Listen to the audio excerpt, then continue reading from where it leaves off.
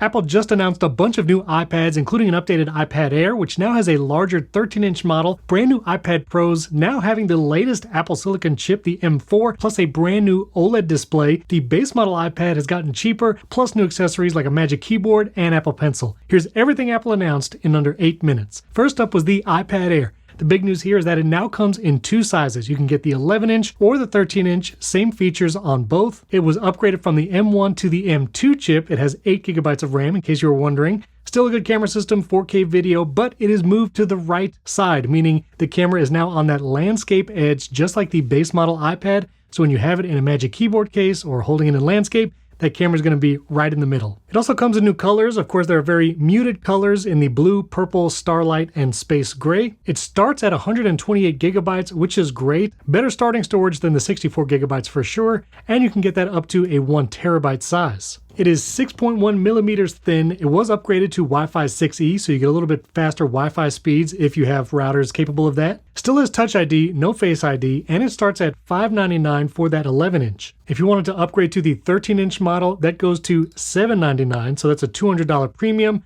After choosing the color, you can also upgrade up to a terabyte. If you do, that's $1299. And if you want to upgrade to cellular, that's another $150 premium. So if you do spec out an iPad Air, you're looking at about $1,500. Now, one of the key things about this new iPad Air is that it's not compatible with the new Magic Keyboard. It is compatible with the new Apple Pencil Pro, which we'll talk about in a second.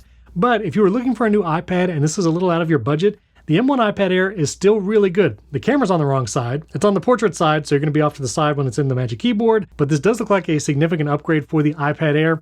Great option here, and there's also a cheaper base model if this is out of your budget as well, so we'll talk about that in a second. Next up is the iPad Pro, and one of my favorite things about it is it comes in the 11 and 13-inch, but for the first time since we had an XDR display just on the larger size, these new iPads now come with a tandem OLED display. I'm sure it's going to look amazing, but the key feature is it's the same display technology in both the 11-inch and the 13-inch. So you're not going to sacrifice any display quality by going with the smaller 11-inch size. And spoiler, that's what I went with, the 11-inch iPad Pro. This is also the thinnest product Apple has ever made. Well, the thinnest is actually the 13-inch display model at 5.1 millimeters thin.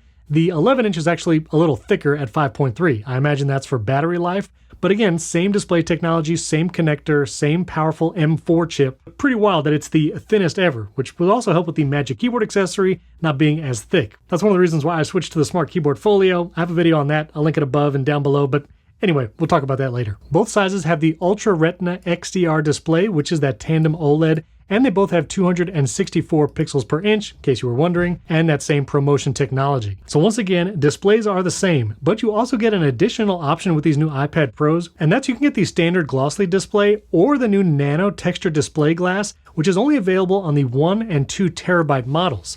This nano texture glass, we've seen it on only one other Apple product, which is the Pro Display XDR. It should significantly reduce glare, and if you were using your iPad as a reference monitor, that might be helpful. But I personally went with the glossy option because you might get a little deeper colors and blacker blacks on the glossy. But hopefully I'll be able to compare soon, so stay tuned, subscribe to the channel. I already ordered my 11-inch iPad Pro, we'll be getting it on launch day, and I'm reviewing right here on the channel. Also, this new iPad Pro is the first to have an Apple M4 silicon chip. Now, it's actually different specs if you get a 256 or 512 storage model as opposed to 1 and 2 terabytes. If you go with those larger storage options, you get one more CPU core and you get 16 gigs of RAM instead of 8 gigs.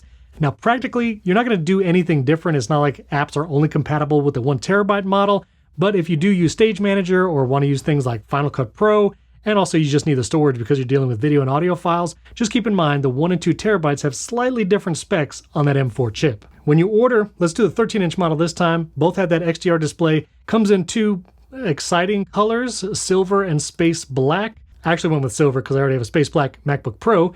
You can go up to 2 terabytes on this iPad Pro, and the nano texture glass is a $100 premium. If you go with that and cellular plus Wi-Fi, which it has Wi-Fi 6E, not 7, you're looking at $2,600 for a 13-inch iPad Pro. Now keep in mind, you also might want to get some of these new accessories with that iPad Pro as you're looking at the budget and what you're about to spend, which there's a brand new Magic Keyboard for both sizes iPads Pro. This is not compatible with the iPad Air, so if you want the new Magic Keyboard, you have to go with the new iPad Pro. Comes for 11 and 13-inch, $350 or $299 if you go with the 11. Comes in white or black, those are the only two colors.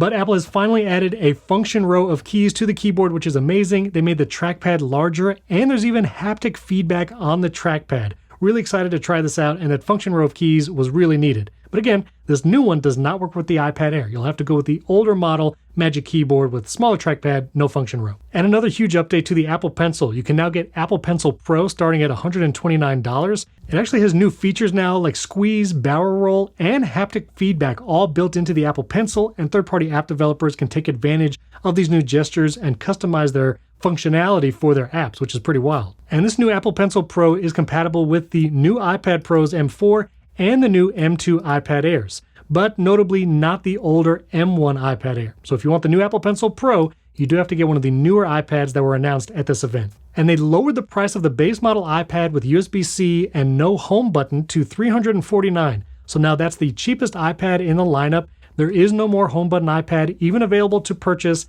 and that also means no more Lightning connector on any iPads. Good on you, Apple. It's all USB-C down the line, $349 for that base model iPad.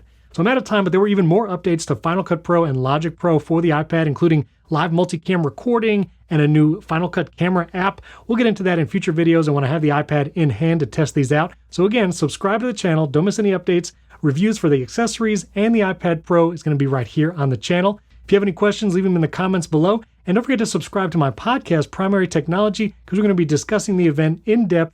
And my co-host Jason Aten was actually at a hands-on right after the event streamed. So say links to Primary Technology down in the description, and I'll put 2 videos up here. YouTube really thinks you'll like this one, and my Smart Folio versus Magic Keyboard comparison, at least the older model, is right up here. Thanks for watching. I'll catch you next time.